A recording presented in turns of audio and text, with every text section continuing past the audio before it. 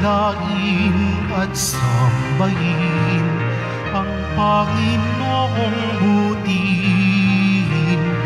Ialay mga awitin sa biging handog niya sa atin.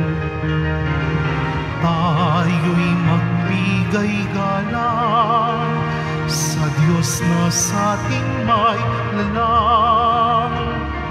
Tanay inako niya't hinirang kawang iniingatan.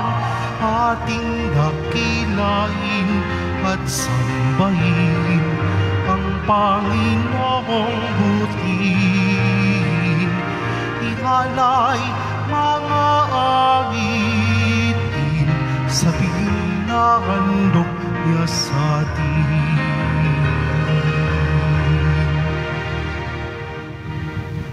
Sa ngalan ng Ama at ng Anak at ng Espiritu Santo. Amen. Sumainyo ang Panginoon. At sumairin.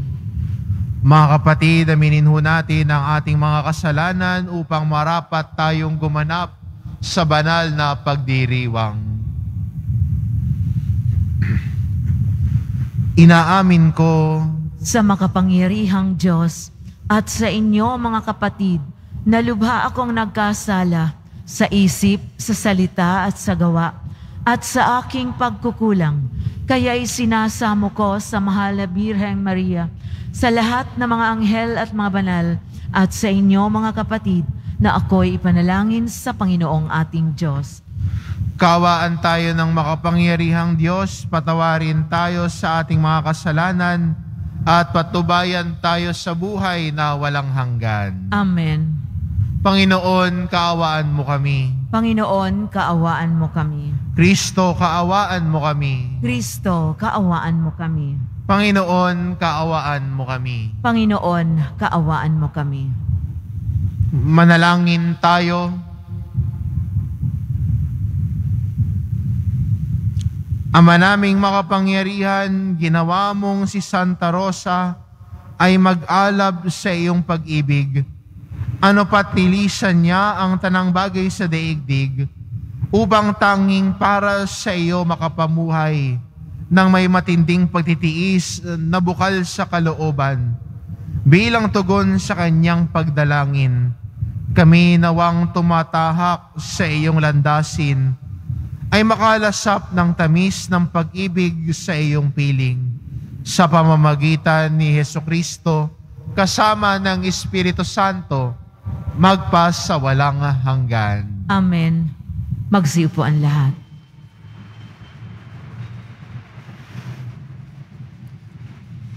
Pagbasa mula sa aklat ng mga hukom. Noong panahong iyon, ang mga taga-Sikem at Bet-Milo ay sama-samang nagpunta sa may sagradong puno ng ensina sa Sikem at itinalagang hari si Abimelech. Nang mabalitaan ito ni Huwatam, tumayo siya sa itaas ng bundok ng Gerizim at humiyaw, "Mga taga-Sikem, makinig kayo sa akin at makikinig sa inyo ang Diyos. Noong unang panahon, nag-usap-usap ang mga punong kahoy upang pumili ng hari. Sinabi nila sa ulibo, 'Ikaw ang maghari sa amin.'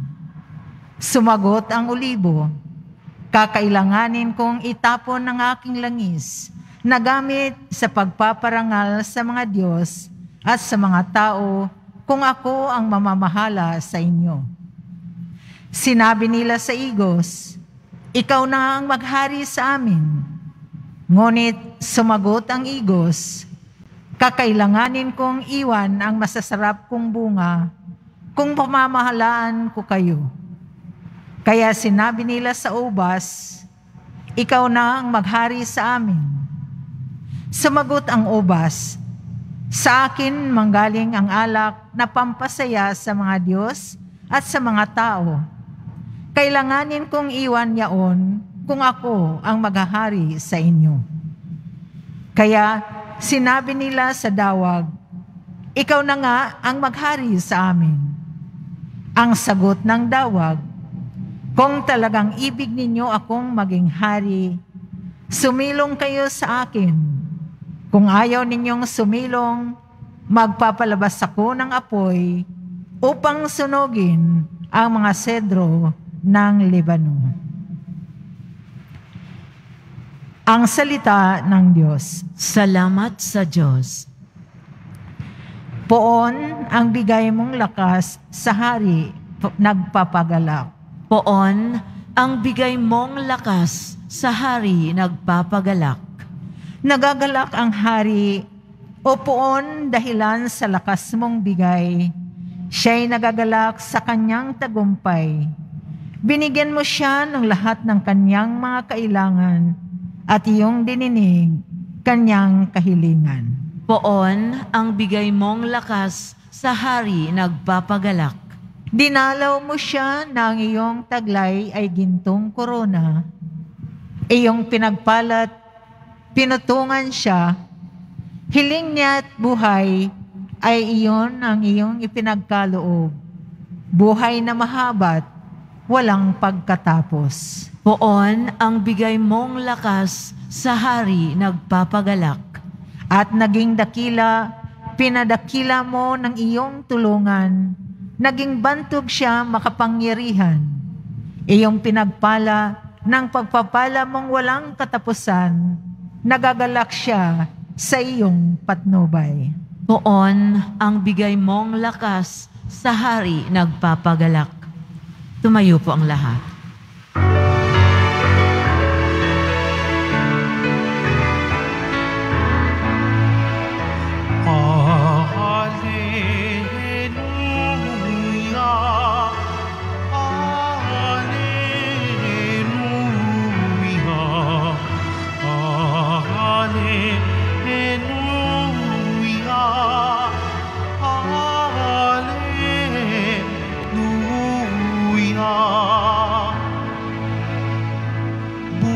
Ang salita ng Diyos, ganap nitong natatalos, tanang ating niloloob. Hallelujah, hallelujah, hallelujah,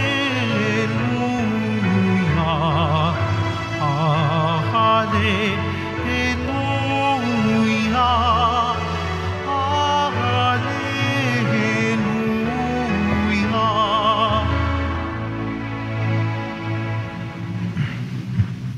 Sumainyo ang Panginoon. At sumaiyo rin. Ang mabuting balita ng Panginoon ayon kay San Mateo. Papuri sa iyo, Panginoon.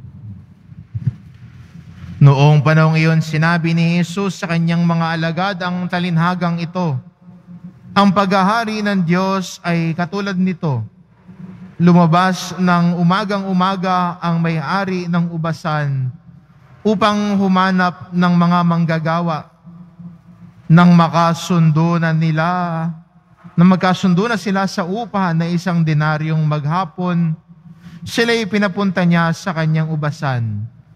Lumabas siya muli nang mag-iikasyam ng umaga at nakakita siya ng iba pang tatayo-tayo lamang sa liwasang bayan. Sinabi niya sa kanila, "Pumaroon din kayo at magtrabaho sa aking ubasan at bibigyan ko kayo ng karapatang upa." At pumaroon nga sila. Lumabas na naman siya ng mag-iikalabing dalawa ng tanghali at ng mag-iikatlo ng hapon. At gayon din ang ginawa niya. Nang mag-iikalima ng hapon, siya'y lumabas uli at nakakita pa ng ibang wala ring ginagawa. Sinabi niya sa kanila, "Bakit kayo tatayo-tayo lang dito buong maghapon? Wala pong magbigay sa amin ng trabaho." Sagot nila. At sinabi niya, "Kung gayon, pumaroon kayo at gumawa sa aking ubasan. Pagtatakip silim, sinabi ng may-ari ng ubasan sa kanyang katiwala, tawagin mo na ang mga manggagawa at sila'y upahan, magmula sa huli hanggang sa unang nagtrabaho. Ang mga nagsimula ng mag-iikalima ng hapon ay tumanggap ng tag-iisang denaryo. At nang lumapit ang mga nauna, akala nila'y tatanggap sila ng higit doon. Ngunit ang bawat isa'y tumanggap din ng 1 denaryo.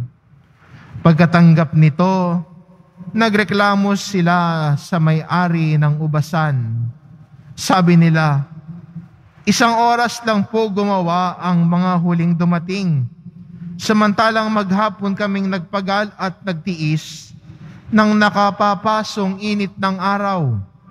Bakit naman po ninyo pinare-pareho ang upa sa amin? At sinabi niya sa isa sa kanila, kaibigan, hindi kita dinaya. Hindi ba't nagkasundo tayo sa 1 denaryo? Kunin mo ang ganang iyo at umalis ka na. Maano kung ibig kong upahan ang nahuli ng tulad ng upa ko sa inyo? Wala ba akong karapatang gawin ang aking maibigan sa ari-arian ko? O nainggit ka lang sa aking kabutihang loob? Kaya't ang nahuhuli ay nauuna, at ang nauuna ay nahuhuli. Ang mabuting balita ng Panginoon. Pinupuri ka namin, Panginoong Heso Kristo. Magsiupo ang lahat.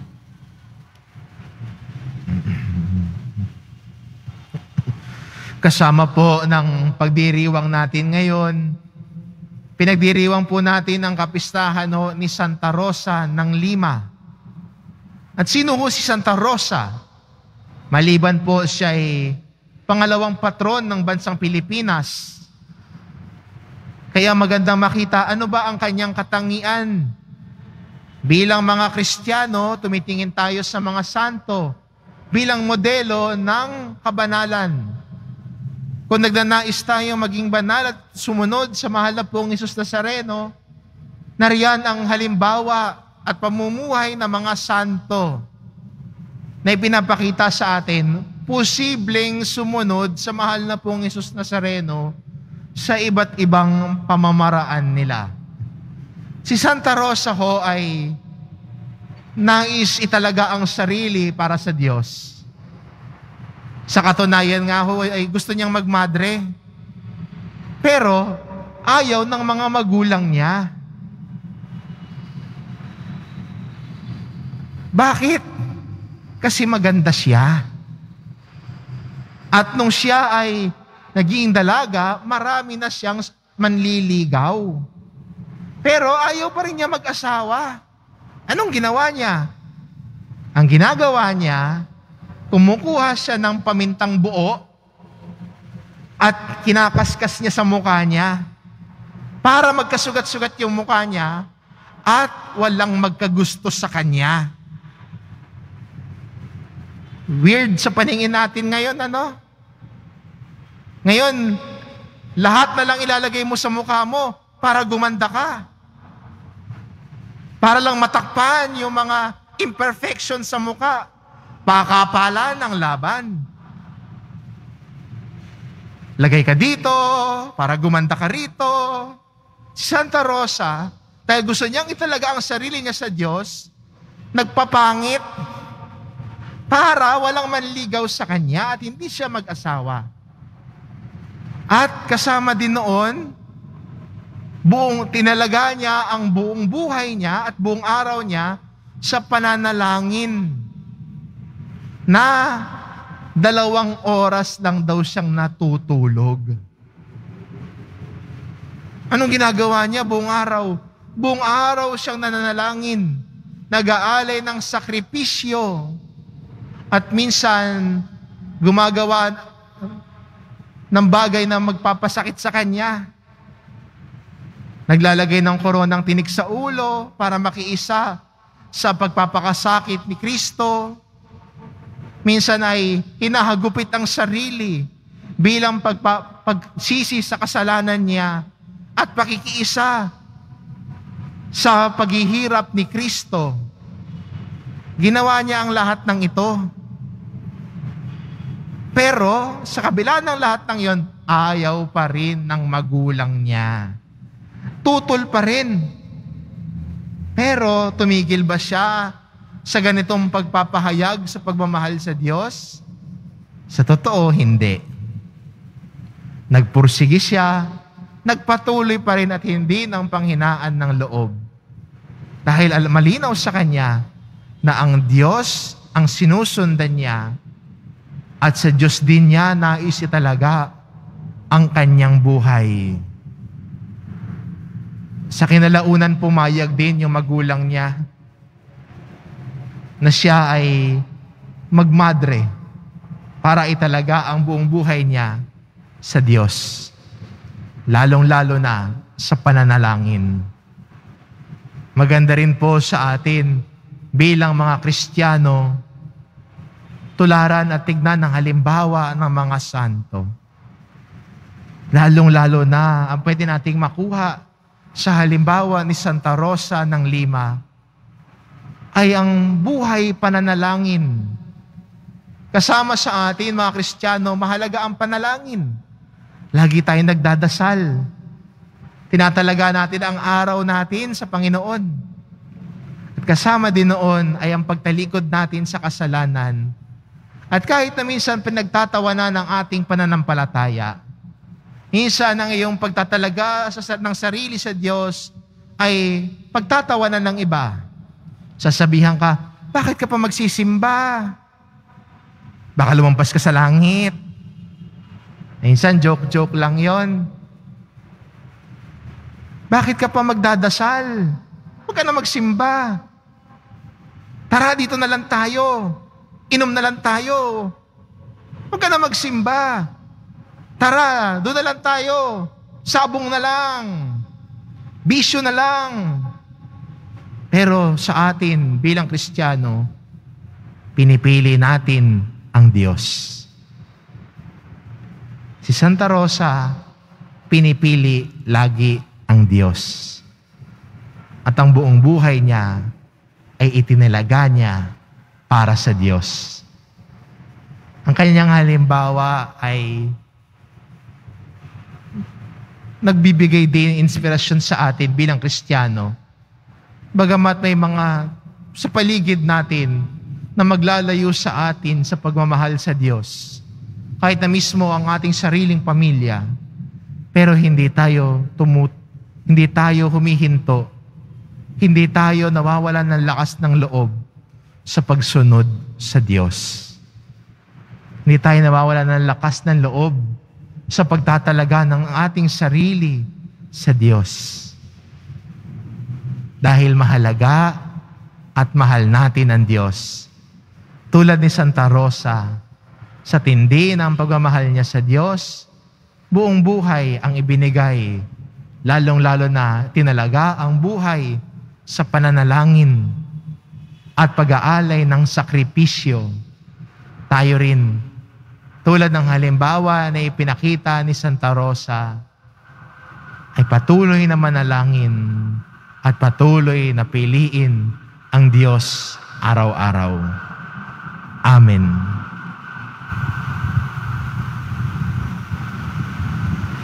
Tumayo po ang lahat.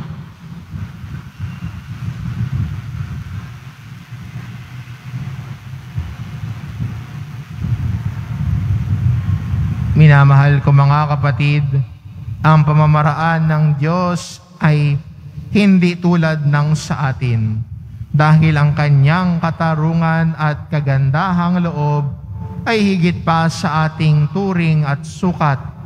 Lumapit tayo sa Kanya habang nananalig, napakapakinggan na tayo at hindi bibiguin. Ang ating itugon, Ama, sumasa amin nawa ang iyong kagandahang loob.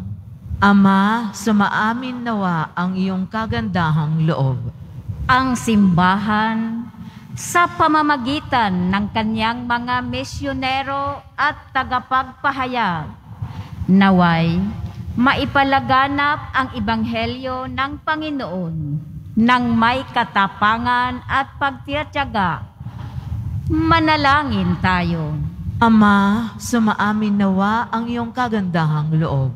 Tayo naway makapaglingkod sa Panginoon at isa't isa ng walang hinihintay na merito at gantimpala, at sa halip, gawin lamang ito ng may kabutihan mula sa ating mga puso. Manalangin tayo. Ama, sumaamin nawa ang iyong kagandahang loob.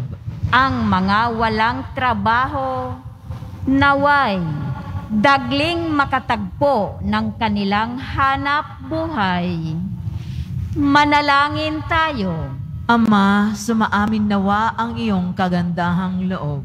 Ang mga may sakit at mga nagdurusa, naway masiyahan sa kalinga at unawa ng kanilang pamilya at mga kaibigan. Manalangin tayo. Ama, sumaamin nawa ang iyong kagandahang loob. Ang mga nagtiyagang mamuhay ng mabuti sa mundong ito at namayapa, naway makatanggap ng gantimpala sa makalangit na kaharian ng Diyos. Manalangin tayo. Ama, sumaamin nawa ang iyong kagandahang loob. Panginoon naming Diyos, mapagpakumbaba kaming naglilingkod sa iyo sa abot ng aming makakaya, nang walang hinihinging kapalit. Naniniwala kami na nasa piling ka namin at binibiyayaan mo kami ng mabubuting bagay dahil sa iyong anak na si Jesus, aming Panginoon. Amen. Magsiupuan lahat.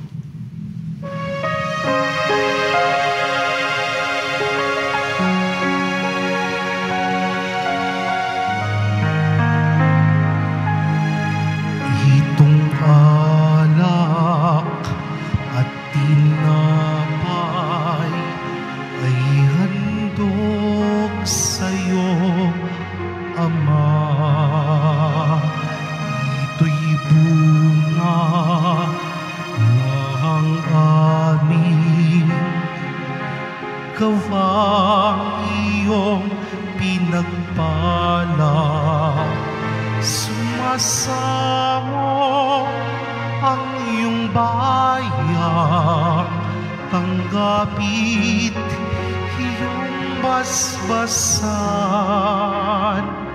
nang sa amin maging tunay na katawat dugo ng iyong anak. Tumayo po ang lahat. Manalangin kayo mga kapatid, upang ang paghahain natin ay kalugdan ng Diyos amang makapangyarihan. Tanggapin nawa ng Panginoon itong paghahain sa iyong mga kamay, sa kapurihan niya at karangalan, sa ating kapakinabangan at sa buong sambayanan niyang banal.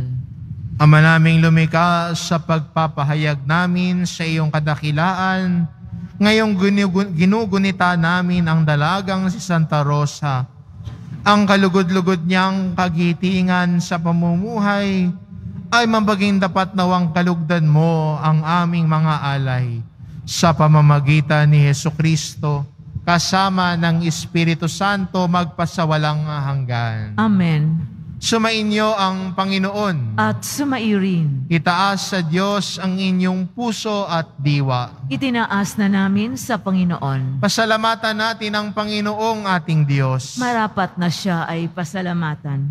Ama naming makapangyarihan, tunay ngang marapat na ikaw ay aming pasalamatan. Ngayong ikinagagalak naming ang mga banal na tao na nagtalaga ng sarili sa anak mong si Hesukristo upang ipamalas nila ang paghahari mo at maakit ang kapwa na manalig sa iyo. Ngayon sa aming ibinigay ng iyong anak na minamahal, ang kabanalang iyong taglay, at hangad mong kamtin ng tanan. Ito ang pinanggagalingan namin ngayong nililingon. Dito mo rin nais kami makarating at humantong. Kaya kaysa na mga anghel na nagsisiawit ng papuri sa iyo, nang walang humpay sa kalangitan, kami nagbubunyi sa iyong kadakilaan. Santo, Santo, Santo, Panginoong Diyos ng mga hukbo, napupuno ang langit at lupa ng kadakilaan mo, o sana sa kaitaasan. Pinagpala ang naparirito sa ngalan ng Panginoon, o sana sa kaitaasan. Lumuhod ang lahat. Ama naming banal, ikaw ang bukal ng tanang kabanalan. Kaya't sa pamamagitan ng iyong Espiritu gawin mong banal ang kaloob na ito, upang para sa amin maging katawan at dugo ng aming Panginoong Jesucristo.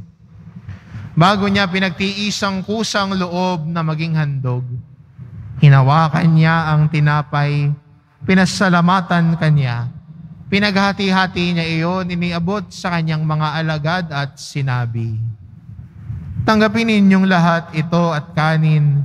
Ito ang aking katawan na ihahandog para sa inyo."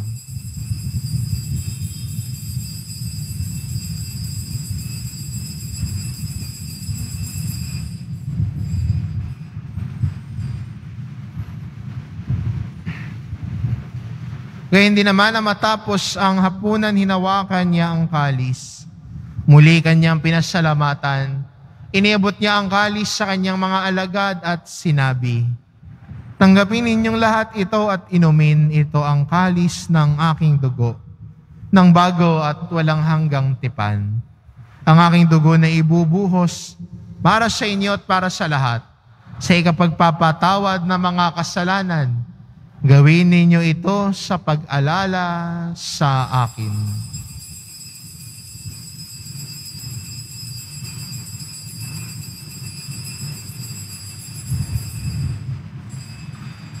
Tumayo po ang lahat. Ipagbunyi natin ang misteryo ng pananampalataya. Si Kristo ay namatay, si Kristo ay nabuhay, si Kristo ay babalik sa wakas ng panahon.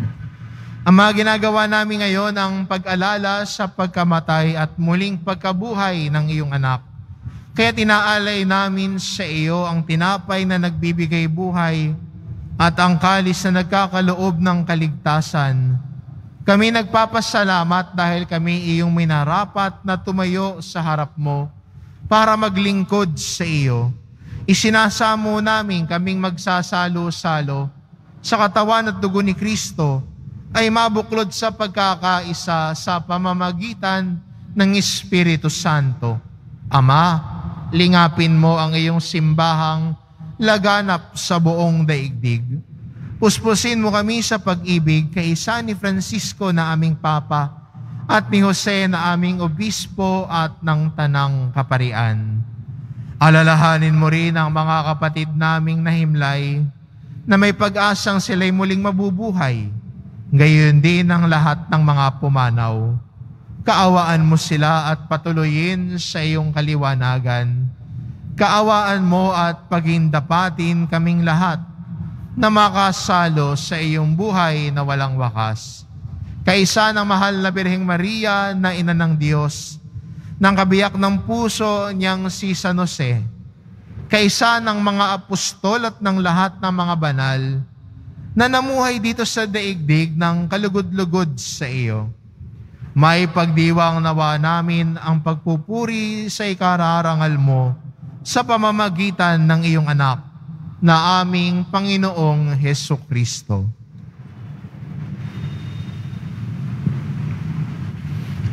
Sa pamamagitan ni Kristo, kasama niya at sa Kanya, ang lahat ng parangal at papuri ay sa iyo, Diyos amang makapangyarihan, kasama ng Espiritu Santo, magpa sa walang hanggan. Amen.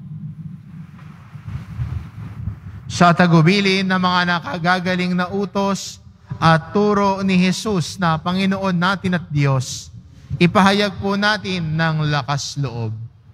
Ama namin, sumasalangit ka, sambahin ang ngalan mo, mapasa amin ang kaharian mo, sundin ang loob mo dito sa lupa para nang sa langit. Bigyan mo kami ngayon ng aming kakanin sa araw-araw at patawarin mo kami sa aming mga sala para ng pagpapatawad namin sa nagkakasala sa amin at huwag mo kaming ipahintulot sa tukso at iadya mo kami sa lahat ng masama. Hinihiling namin kami adya sa lahat ng masama, pagkalooban ng kapayapaan araw-araw, iligtas sa kasalanan at ilayo sa lahat ng kapahamakan. Samantalang aming pinananabikan ang dakilang araw ng pagpapahayag ng tagapagligtas naming si Jesucristo. Sapagkat iyo ang karian at ang kapangyarihan at ang kapurihan magpakailanman. Amen.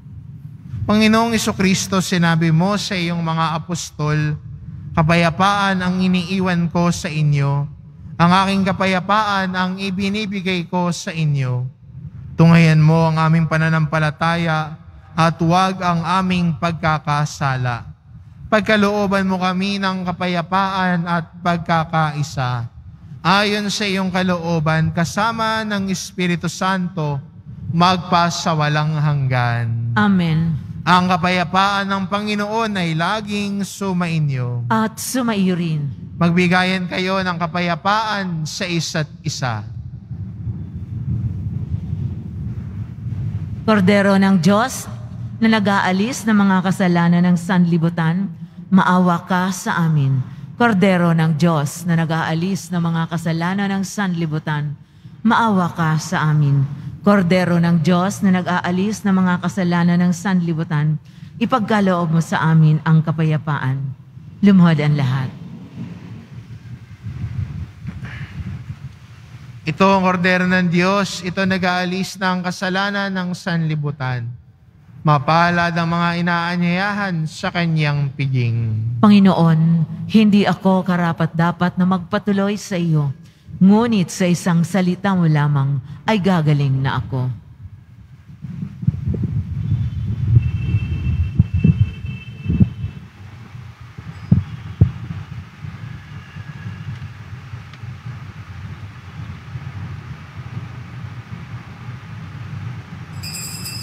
Para sa lahat ng tatanggap ng banal na komunyon, sasagot po tayo ng amen pagkasabi ng pari o ng lay minister ng katawan ni Kristo at isubo agad sa bibig bago malis sa harapan ng pari o ng lay minister.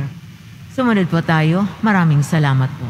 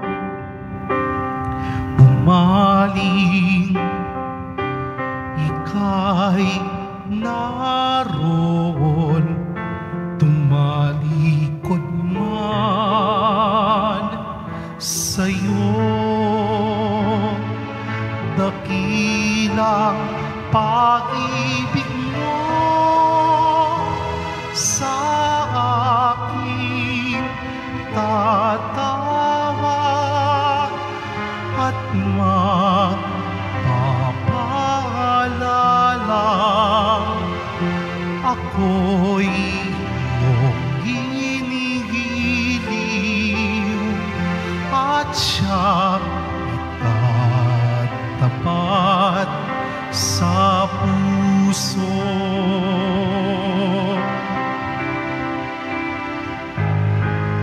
Saan man ako bumaling, ika'y naroon. Tumalikod man sa'yo, dakila pag-ibig mo sa akin, tatawa at magpapaalala. Ako'y iyong ginigiliw at siyang itatapat sa puso.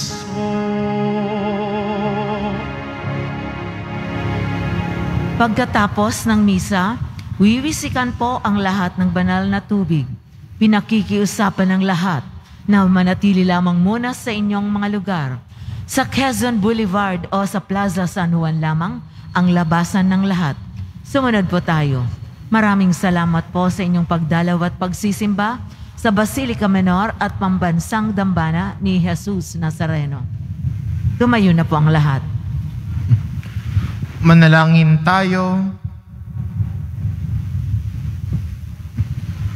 Ama naming mapagmahal, sa pagsasalo namin ngayon sa banal na pakikinabang, matulungan nawa kami ng ulirang katapatan ni Santa Rosa upang tanging ikaw ang aming mahalin habang inaako namin ang malasakit ni Jesucristo kasama ng Espiritu Santo magpasawalang hanggan. Amen. Sumainyo ang Panginoon. At sumaiyo rin. Mahal na pong Jesus Nazareno, inihayag mo sa pamamagitan ng krus ang walang maliw na pag-ibig ng Diyos sa sangkatauhan. Pakinggan mo ang kahilingan ng iyong angkan na nagsusumamo sa iyo. Makamtanawa nila ang iyong katugunan at tanggapin ang kasagutan ng may utang na loob na tinatanaw. Basbasan din po ninyo ang mga may daladala nilang imahin at dasalan sa pamamagitan ng bendisyon na ito, na may maalala nila ang mga pangako nila noon sa binyag, na ikaw ang kanilang iibigin at paglilingkuran bilang Panginoon magpasawalang hanggan. Amen. At pagpalain kayo ng ating mapagmahal na Diyos, ang Ama at ang Anak at ang Espiritu Santo. Amen. Humayo kayo, taglayang kapayapaan ng poong Jesus Nazareno. Salamat sa Diyos.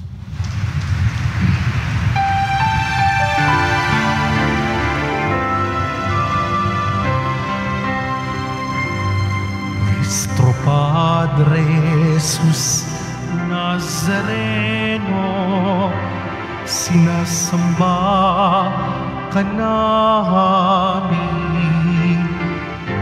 Pinipintuho ka namin, aral mo ang aming buhay at kaligtasan. Nuestro Padre Jesus Nazareno, iligtas mo kami sa kasalanan. Ang krus mo kinamatayan ay sagisag ng aming kaligtasan. Nuestro Padre Jesus Nazareno, dinarangal ka namin. Nuestro Padre Jesus Nazareno, inulwalhati namin. Nuestro Padre Jesus Nazareno, dinarangal ka namin. Nuestro